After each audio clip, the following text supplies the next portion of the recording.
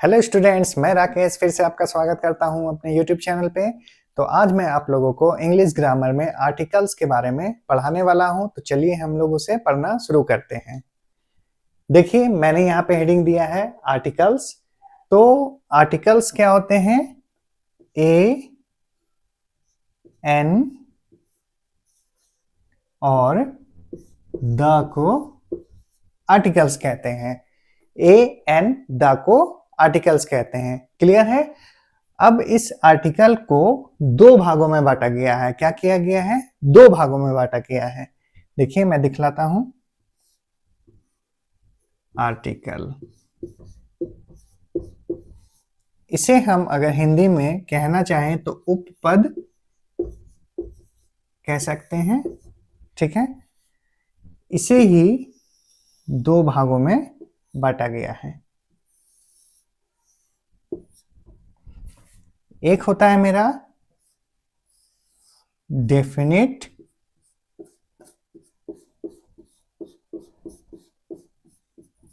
Article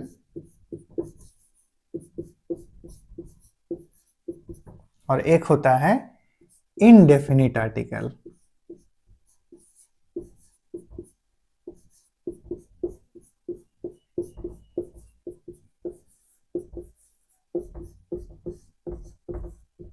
ठीक है, तो आर्टिकल को दो भागों में बांटा गया है, एक डेफिनिट आर्टिकल और दूसरा इनडेफिनिट आर्टिकल।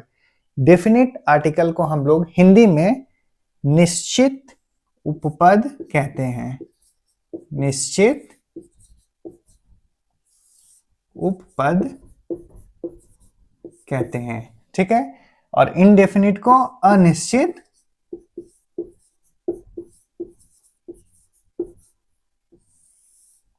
उपपद कहते हैं। ठीक है, अब देखिए, चूंकि मैं आप लोगों को बतला चुका हूं आर्टिकल्स में ए, एन और द आते हैं। इन्हीं ए, एन और द को दो भागों में विभाजित किया गया है, एक डेफिनिट और दूसरा इनडेफिनिट। डेफिनिट में मेरा कौन सा आर्टिकल आता है? तो द। डेफिनिट में मेरा द आता है और इनडेफिनिट में कौन आता है? ए और एन। ए और एन मेरा इनडेफिनिट में आता है। क्लियर है? तो देखिए, जैसा नाम से क्लियर है, डेफिनिट आर्टिकल निश्चित उपपद यानी जिससे निश्चितता का बोध हो, वो मेरा निश्चित आर्टिकल कहलाता है जिसमें द आता है। और इनडेफिनिट यानी अनिश्चित, अनिश्चितता का बोध हो, उसमें मेरा ए और एन आता है। क्लियर है यहां तक? आर्टिकल्स ए, एन, द को आर्टिकल्स कहते हैं और आर्टिकल दो प्रकार के होते हैं, डेफिनिट और इनडेफिनिट। डेफिनिट में मेरा द आता है और इनडेफिनिट में ए और एन आता है। अब चलिए आगे हम लोग देखते हैं। नेक्स्ट हम लोग ए और एन का यूज को पढ़ते हैं। ठीक है, तो देखिए, यहां पे मैं ए लिखता हूं, यहां पे मैं एन को लिखता हूं। ठीक है, तो अ का यूज कहां होता है? अ का यूज कॉन्सोनेंट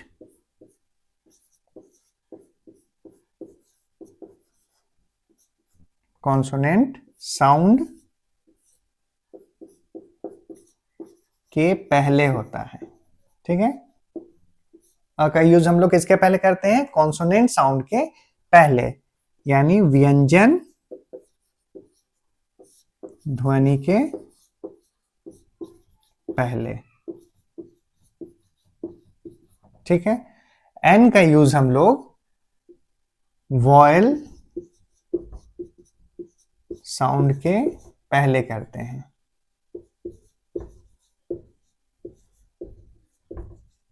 पहले यानी स्वर ध्वनि के पहले। ठीक है, तो देखिए, अ का यूज हम लोग कॉन्सोनेंट साउंड के पहले, मैं आगे आप लोगों को समझाऊंगा, यानी व्यंजन ध्वनि के पहले करते हैं। और एन का इस्तेमाल हम लोग वॉयल साउंड के पहले यानी स्वर ध्वनि के पहले करते हैं।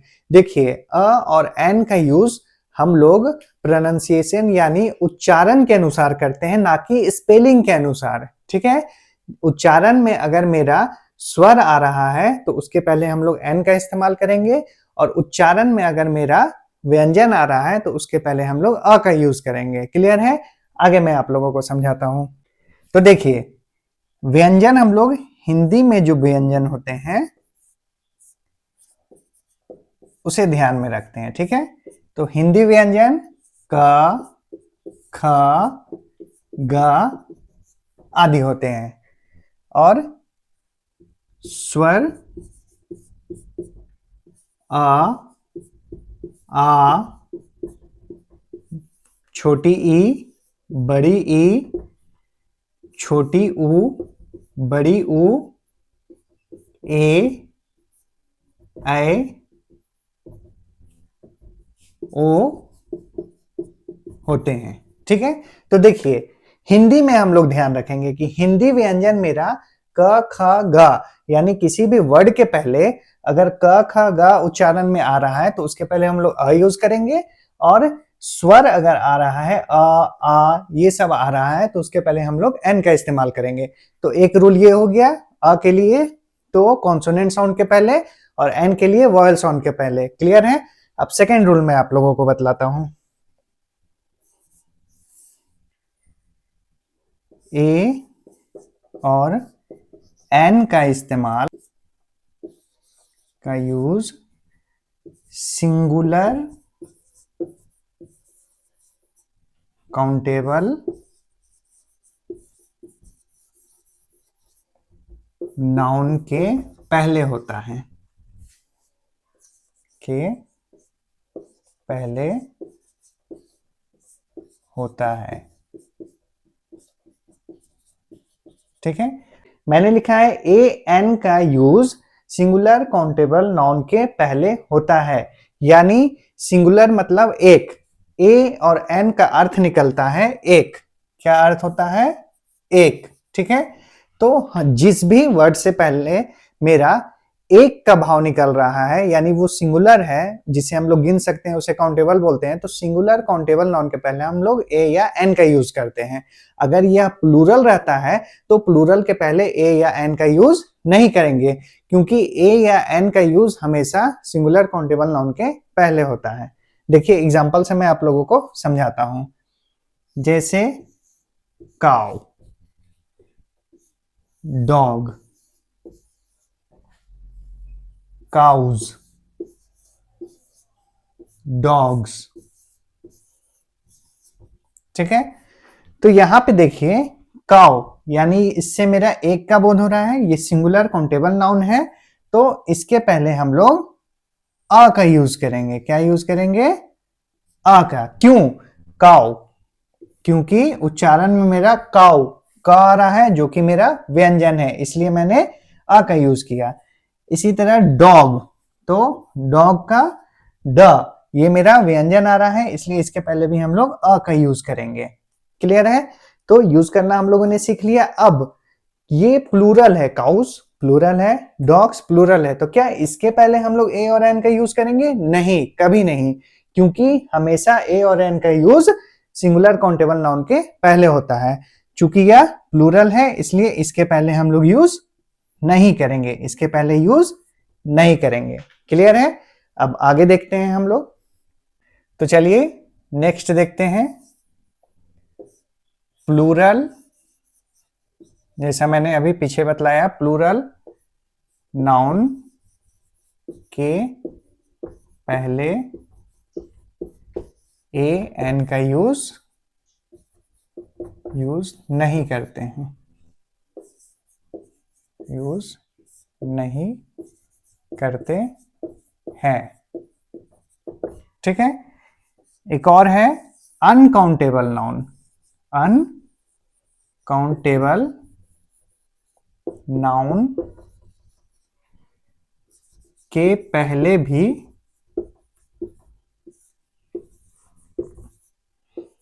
इसका इस्तेमाल नहीं होता है।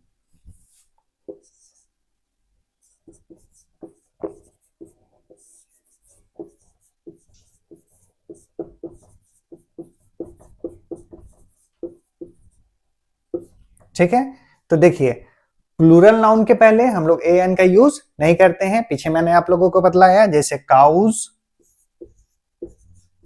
डॉग्स, कुछ भी हो सकते हैं, तो इसके पहले हम लोग ए एन का यूज नहीं करते हैं। अनकाउंटेबल नाउन यानी जिसे हम नहीं गिन सकते हैं, अनकाउंटेबल जिसे हम गिन नहीं सकते हैं, तो उसके पहले भी हम लोग ए और एन का इस्तेमाल नहीं करते हैं। क्यों? क्योंकि फर्स्ट रूल में मैंने आपको बताया सिंगुलर काउंटेबल नाउन यानी जिसे हम लोग गिन सकें और जो सिंगुलर हो बस उसी के साथ हम लोग ए एन का यूज करते हैं, क्योंकि ए और एन का मीनिंग क्या होता है? एक, इससे एक का अर्थ निकलता है। तो अनकाउंटेबल में क्या आ सकते हैं?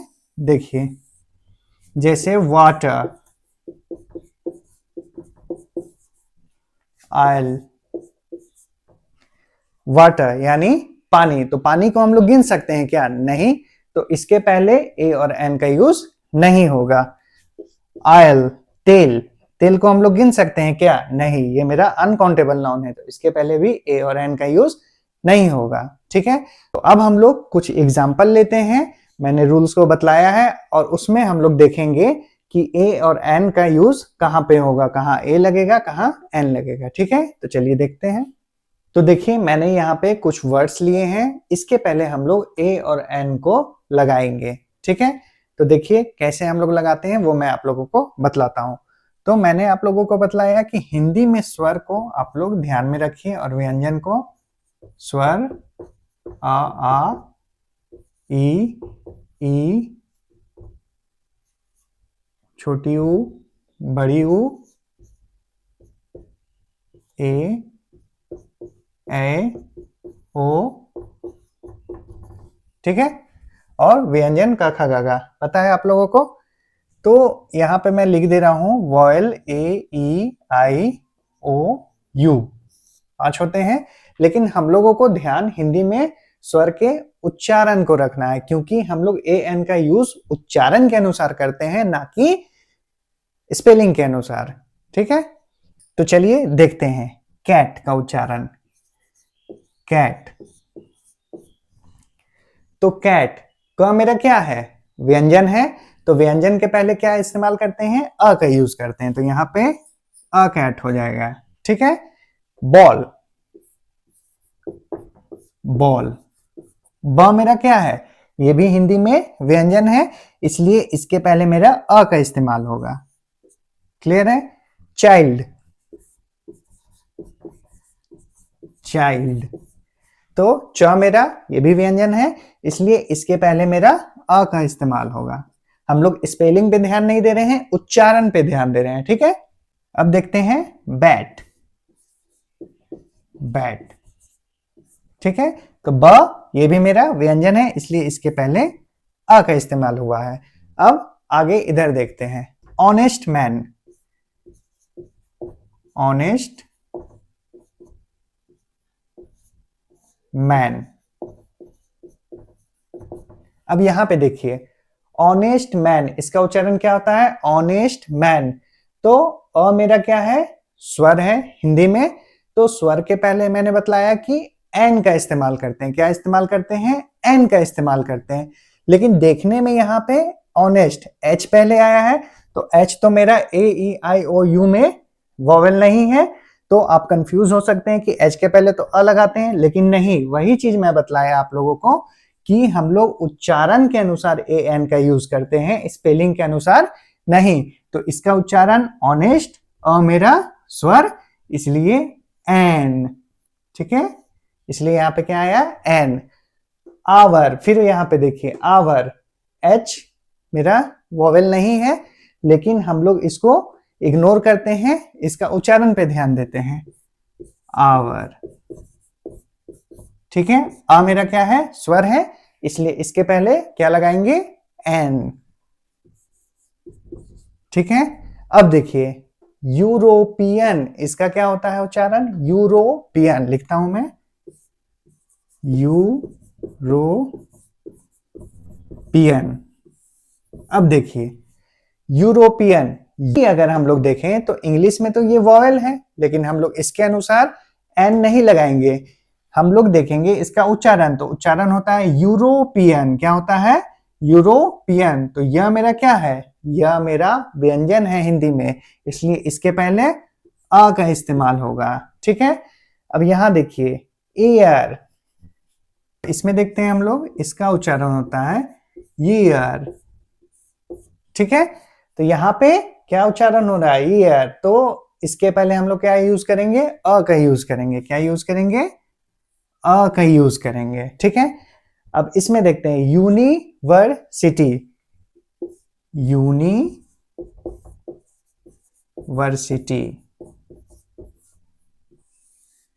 ठीक है, तो यू तो मेरा वॉयल है, लेकिन इसको हम लोग इग्नोर करते हैं।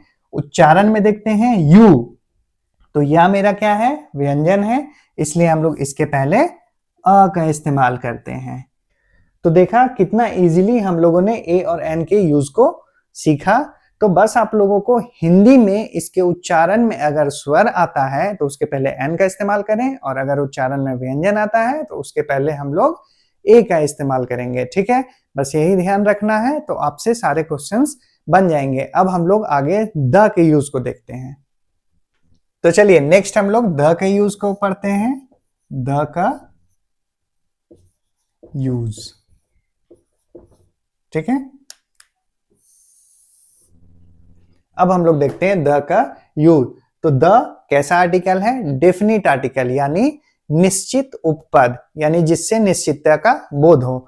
तो इसके रूल्स को हम लोग देखते हैं। द का यूज सिंगुलर कॉमन नाउन के पहले होता है।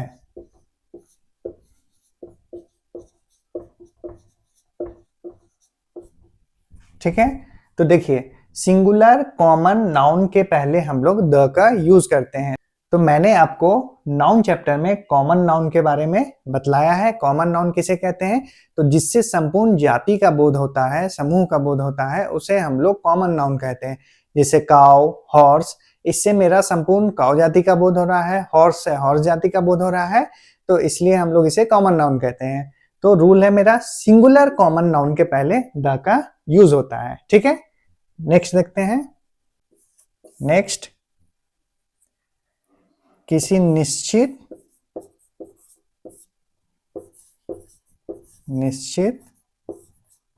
व्यक्ति, वस्तु या जानवर के लिए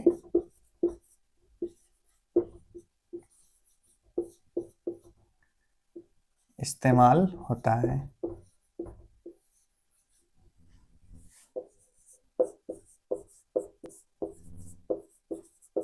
ठीक है, तो नेक्स्ट है मेरा किसी निश्चित व्यक्ति, वस्तु या जानवर के लिए इस्तेमाल होता है, यानी द का यूज हम लोग किसी पर्टिकुलर पर्सन, थिंग और एनिमल के लिए भी करते हैं। ठीक है, अब नेक्स्ट हम लोग देखते हैं क्या है। द का यूज उस नाउन के पहले भी होता है जो खास हो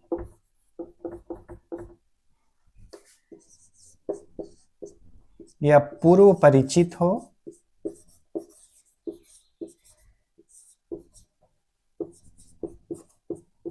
चाहे वह सिंगुलर हो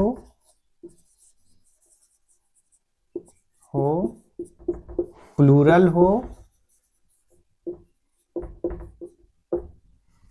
या अनकाउंटेबल हो।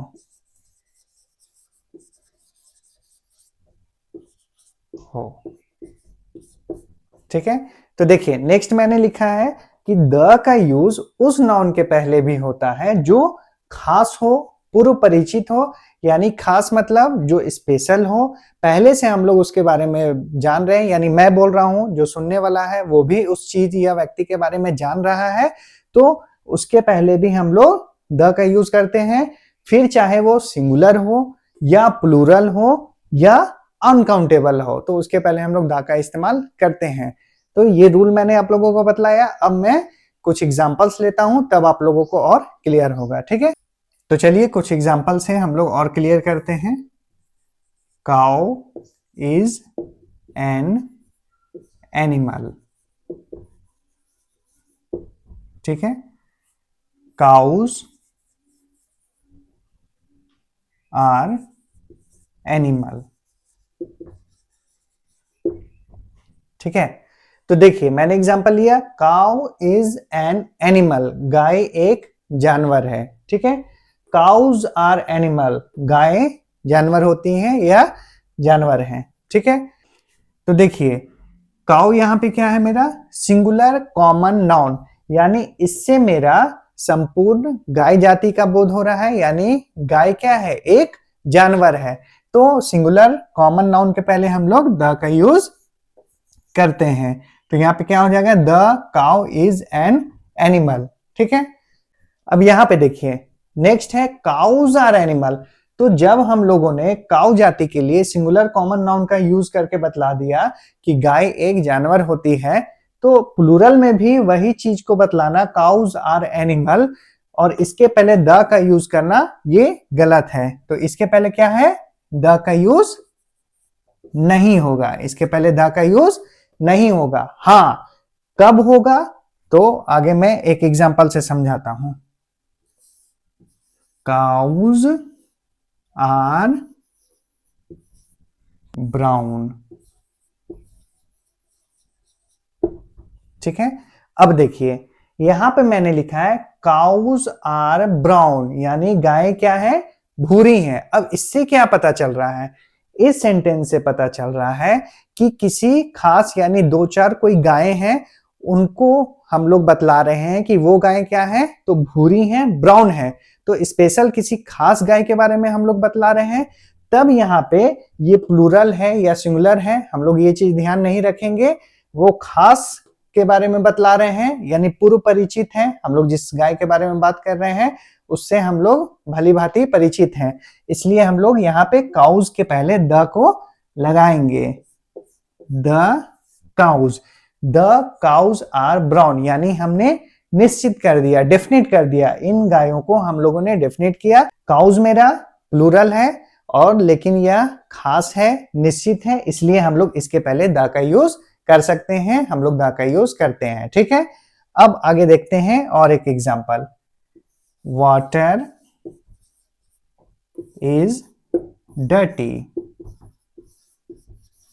देखिए वाटर इज डर्टी यानी पानी गंदा है। तो अगर किसी खास पानी के लिए हम लोग बतलाना चाहें कि वो पानी गंदा है, तो इसके पहले हम लोग द का यूज कर सकते हैं, द वाटर। तो हम लोगों ने अगर द वाटर बोला तो द वाटर का मतलब किसी खास पानी के बारे में हम लोग बोल रहे हैं कि वह पानी गंदा है। चूंकि यह अनकाउंटेबल है, फिर भी हम लोग इसके पहले द का यूज कर सकते हैं। तो मैंने आप लोगों को रूल्स बतलाया, रूल्स के अनुसार कुछ एग्जांपल्स भी दिया। उम्मीद करता हूं कि आप लोगों को आर्टिकल्स चैप्टर समझ में आया होगा। आप लोग और बुक में जाएं, बहुत सारे उदाहरण होते हैं, उन उदाहरण को आप लोग पढ़ें, बनाएं, तो आप लोगों को और क्लियर होगा।